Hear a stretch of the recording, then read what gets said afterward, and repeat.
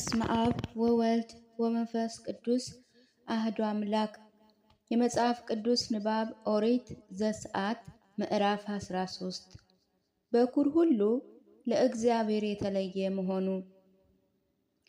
እግዚአብሔርም ሙሴን እንዲህ ብሎ ተናገረው። በእስራኤል ልጆች ዘንድ ከሰውም ከእንስሳ መጀመሪያ የተወለደውን ማኅፀን የሚከፍት በኩር ሁሉ ለእኔ ለይልኝ፣ የእኔ ነውና። የቂጣ በዓል።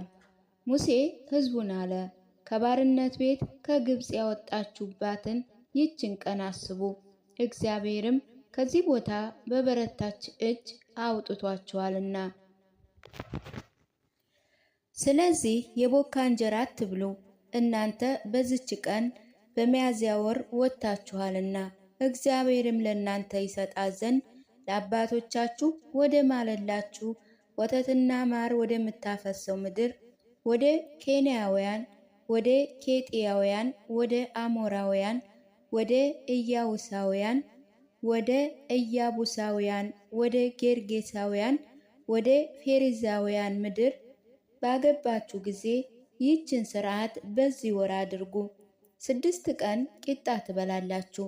7ኛ ቀን የእግዚአብሔር በዓል ይሆናል። 7 ቀን ሙሉ ቂጣ ትበላላችሁ።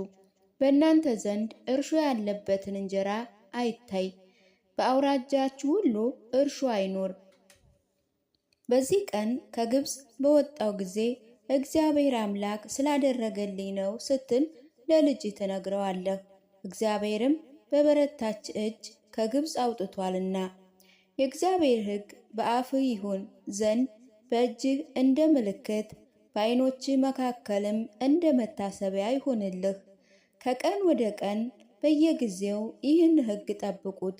እግዚአብሔርም ለአባቶችህ እንደማለው ወደ ከናና ምድር ባገባህ ጊዜ እርሷንም ለአንተ በሰጠህ ጊዜ ማኅፀንን የሚከፍተውን ሁሉ ላይ ከመንጋና ከከብትም መጀመሪያ የሚወለደው ትባት ለእግዚአብሔር ይሁን።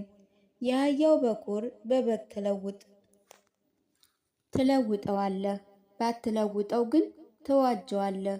የሰውን በኩር ሁሉ ከልጅህ መካከል ተዋጀዋለህ። እንዲህ ይሆናል። ከዚህ በኋላ ልጅህ ይሄ ምንድን ነው ብሎ በጠየቀህ ጊዜ እንዲህ ትለዋለህ፣ እግዚአብሔር በብርቱ እጅ ከባርነት ቤት ከግብፅ ምድር አወጣን። ፈርዖንም ከእኛ ለመልቀቅ እምቢ ባለ ጊዜ እግዚአብሔር ከሰው በኩር ጀምሮ እስከ እንስሳ በኩር ድረስ በግብፅ ምድር ያለውን በኩር ሁሉ ገደለ። ስለዚህ ወንድ ሆነ ማኅፀንን የከፈተውን ሁሉ ለእግዚአብሔር እሰዋለሁ፣ ነገር ግን የልጆች በኩር ሁሉ እዋጃለሁ። እግዚአብሔር በብርቱ እጅ ከግብፅ አውጥቶናልና በእጅህ እንደ ምልክት ከዓይኖችህም እንደማይረግ ነገር ይሁንልህ። የደመናው አምድና የእሳት አምድ።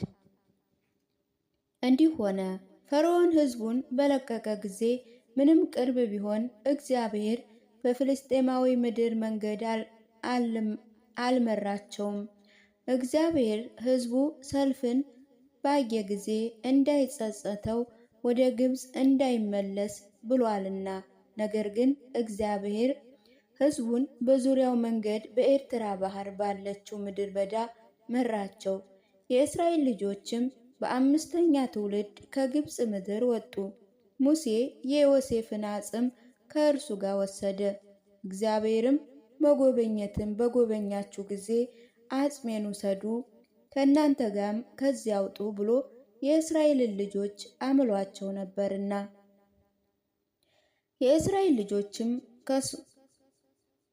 ከሱኮት ተጓዙ፣ በምድር በዳም ዳር በአውቶም ሰፈሩ።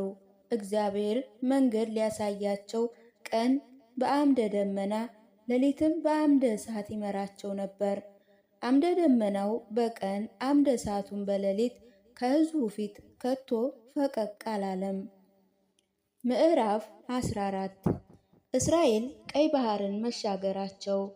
እግዚአብሔርም ሙሴን እንዲህ ብሎ ተናገረው። ተመልሰው በመግደሎንና በባህር መካከል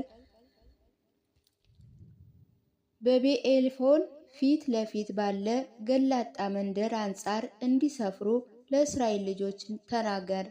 ከእርሱ አጠገብ በባህር ዳር ትሰፍራላችሁ።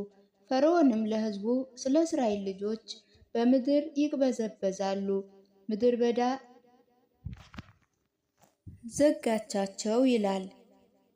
እኔም የፈርዖንን ልብ አጸናለሁ፣ እርሱ ከኋላችሁ ይከተላችኋል። እኔም በፈርዖንና በሰራዊቱ ሁሉ ላይ እከብራለሁ። ግብፃውያን ሁሉ እኔ እግዚአብሔር እንደሆንኩ ያውቃሉ። እነርሱም እንዲሁ አደረጉ። ሕዝቡ እንደ ኮበለሉ በግብፅ ንጉሥ ነገሩት። የፈርዖን የሹሞች ልብ በሕዝቡ ላይ ተለወጠና እንዳይገዙልን የእስራኤልን ልጆች የለቀቀው ምን ማድረጋችን ነው አሉ። ፈርዖንም ሰረገላውን አሰናዳ፣ ሕዝቡንም ከእርሱ ጋር ሰበሰበ። 600 የተመረጡ ሰረገሎችንም የግብፅንም ፈረሶች ሁሉ ወስዶ ሁሉንም ከ3 ከፈላቸው። እግዚአብሔር የግብፅ ንጉሥ ፈርዖንን የሹሞቹን ልብ አጸና፣ እርሱም የእስራኤል ልጆችን አሳደደ። የእስራኤልም ልጆች ከፍ ባለች እጅ ወጡ።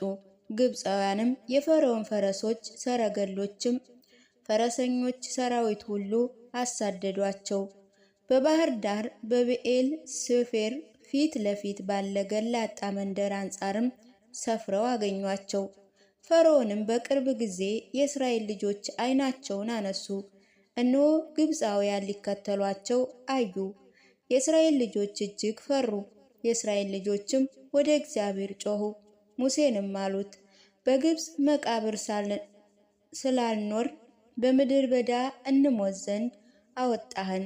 ከግብፅ ታወጣን ዘንድ ይህ ያደረክብን ምንድን ነው? በምድር በዳ ከምንሞት ብንገዛላቸው ይሻለናል። ተወን፣ ለግብፃውያን እንገዛ ብለን በግብፅ ሳለን ያልንህን ቃል ይህ አይደለምን?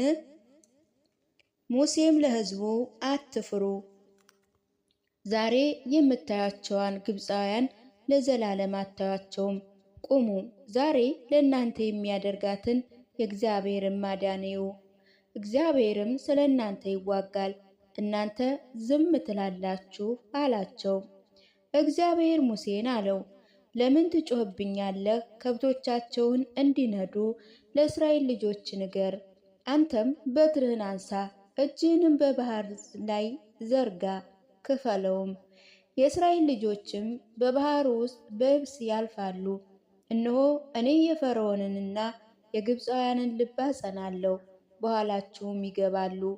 በፈርዖንና በሰራዊቱ ሁሉ በሰረገሎችም በፈረሶች ላይም እከብራለሁ። ግብፃውያን በፈርዖን በሰረገሎቹ በፈረሰኞቹ ላይም ክብር ባገኘ ጊዜ እኔ እግዚአብሔር እንደሆንኩ ያውቃሉ። በእስራኤል ሰራዊት ፊት ይሄዱ የነበረ የእግዚአብሔር መልአክ ፈቀቅ ብሎ በኋላቸው ሄደ። የደመናም አምድ ከፊታቸው ፈቀቅ ብሎ በኋላቸው ቆመ። በግብፃውያን ፈረስና በእስራኤል ሰፈር መካከል ገባ። በዚያም ጭጋግና ጨለማ ነበር። ሌሊትም አለፈ። ሌሊቱንም ሁሉ እርስ በርሳቸው አልተቀራረቡም። ሙሴ ባህሩ ላይ እጁን ዘረጋ።